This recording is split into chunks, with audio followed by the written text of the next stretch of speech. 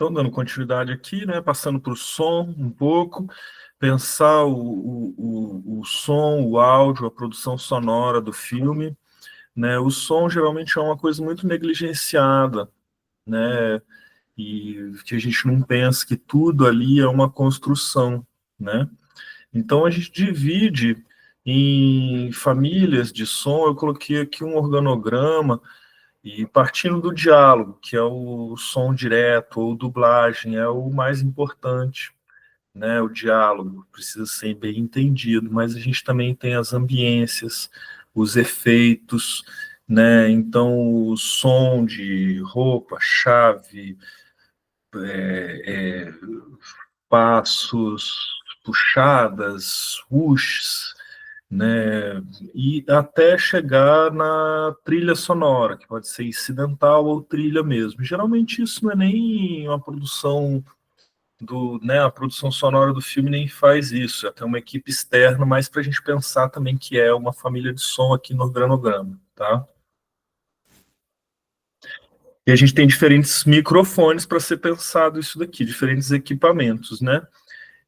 Acho que é importante pensar a qualidade do microfone e a polaridade dele, né? A directividade desse microfone, né? Tem aqui alguns diagramas dele, né? Como cardioides, que tem uma captura um pouco mais aberta, até os direcionais, que vão conseguir secar um pouco mais a lateral da sua captação. Então, você vai ter um som mais seco. Geralmente a gente usa com até vários backups, né, para poder ter informações de qualidade. O som da câmera mesmo, geralmente a gente só usa para fazer a sincronia, mas a gente pode usar um microfone para ter uma qualidade direto, né? Depende, é claro, da sua produção. Tá? E daí a gente tem uma diversidade grande de equipamentos, né? Esses microfones dinâmicos, mais simples, mais baratos, bem usuais. Os microfones condensadores, eles são mais sensíveis, têm uma sensibilidade maior sonora, assim, uma fidelidade maior, né? Com sua fonte sonora também. Mas ele necessita de uma alimentação, é o Phantom Power, que tem ou na sua mesa, ou no seu captador, e daí os captadores digitais de som, tá?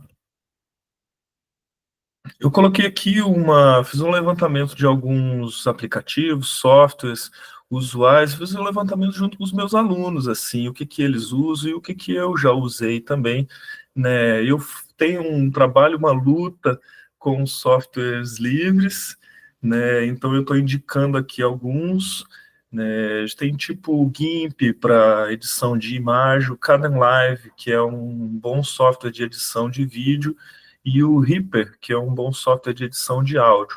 Mas tem o OpenShot, por exemplo, que é um software bem simples de edição do audiovisual, e o Audacity, que é um software bem usual, também simples, de fácil manejo, né? Audacity, desculpe. E vamos passar, então, pensar um pouco a produção audiovisual, e o que facilita muito é dividir ela em etapas: pré-produção, produção, pós-produção. Pré-produção é a idealização, formatação de projeto, preparação, organização da produção. Essa é uma etapa muito importante, às vezes é chata, porque é muito planilha, muita, né, resolver as burocracias, conseguir a captação de recursos, se for o caso, né? E por que ela precisa ser muito bem feita? Porque a produção geralmente é a etapa mais cara. Se você está com um orçamento, é o momento que você está pagando, né? E se é uma produção escolar, é o momento que você está produzindo com equipamentos. Isso tudo precisa ser muito bem pensado para que não demore muito a sua produção, você não tenha problemas de produção, né? Então isso tudo precisa ser sanado na pré-produção. É claro que a gente tem que ter sensibilidade no momento da gravação, né, e criatividade, observar outra coisa que pode ser feita e tal, mas geralmente a gente vai para a produção já com tudo muito bem pensado. E a pós-produção, né, que começa numa desprodução, que é a devolução de tudo, backups, organização, mas é a montagem, o ritmo do filme, a edição, coloração, tratamentos, transições, desenho de som e tudo mais, tá? Até a finalização e circulação do filme em questão. Daí a gente tem uma diversidade de protocolos e planilhas. É claro que são modelos, né? E como é um modelo, então modelem ao que for preciso para vocês, tá bom? Pensar, né, um cabeçalho padrão aqui, né? Como o filme, direção, equipe, ano, local de gravação, as funções por etapas, assim, né? É, então, conseguir colocar, poder organizar a tua produção, o contato, o nome, a função, e-mail, isso tudo ajuda na hora da correria, isso está bem organizado. Modelo de script, dividir em técnica, imagem e som, isso pode ser um bom modelo de roteiro de produção, mas às vezes a gente precisa elaborar ele um pouco mais e a gente vai para a decupagem. Divide por cena, plano, resumo de ação ou direção, né, fotografia, arte e o som, o que está acontecendo, cena por cena, plano por plano. E daí as diversas planilhas de arte, planilha de cenário, indumentária, estudos de cor, que é muito importante, né? Então, poder fazer imagem, buscar de imagens de referências e definir se são propostas para interna, externa, e buscar paletas de cores. Você pode fazer paletas manuais, você pode buscar paletas prontas que sirvam para a proposta que você queira.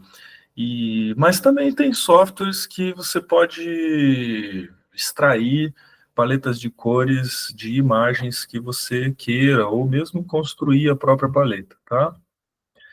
A ordem do dia talvez seja a planilha um pouco mais burocrática, mas ela vai definir bem o que vai ser feito, né? Então, local, endereço, sequências que vão ser gravadas, né? Se vai ter mais de um dia de gravação, se tem mais de um ator, né? Se tem mais de um figurino por ator, no caso, né? Tá bom? Então, e o que mais pode ser, né, definido, se tem objeto de cena, comida de cena, iluminação, figurino, produção, observações, equipamentos, maquinária e tudo mais, tá? Planos de filmagem, que está ligado também nessa ordem do dia aqui, né? O que vai ser feito naquele dia, e os boletins de gravação. Isso geralmente está a cargo do assistente de câmera e assistente de áudio, que vai pegar ali a partir do que foi gravado e fazer as anotações, do nome do arquivo, se deu certo, se não deu, né? Então isso está ligado ao claquete também, e isso vai ajudar muito na sua organização na pós-produção. As funções, eu estou buscando aqui a função a partir dos sindicatos que regem a profissão dos profissionais de audiovisual, arte e espetáculos no Brasil, né? Então, eu peguei aqui o Sindicine e o SATED Paraná, por exemplo.